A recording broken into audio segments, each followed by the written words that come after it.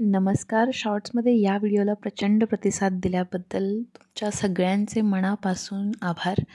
आपण घरी तूप बनवतो, पण तूप बनवण्याची प्रोसेस थोडीशी आपण क्रिटिकल करतो. आपण साई साचवतो आणि मग त्याच्यातून आपण लोणी काढतो आणि मग त्या लोण्याला आपण कढईमध्ये टाकून त्याच्यापासून तूप बनवायला सुरुवात करतो. पण इथे झटपट आपण तूप बनवणार आहोत आणि कोणतीच क्रिटिकल प्रोसेस आपण वापरणार नाही आहे. जी साई तुम्ही साचवून ठेवलेली आहे ती डायरेक्ट तुम्ही कढईमध्ये उकळायला ठेवायची आहे. तुम्हाला त्याच्यातून लोणी वगैरे काढायची गरज नाही, कारण डायरेक्ट साईपासून सुद्धा तूप बनतं.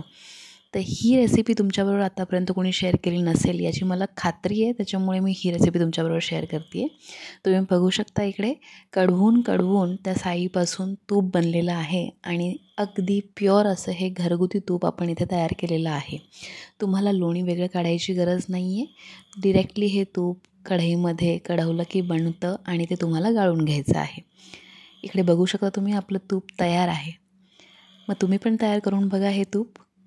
भेटूया पुढच्या व्हिडिओमध्ये. धन्यवाद.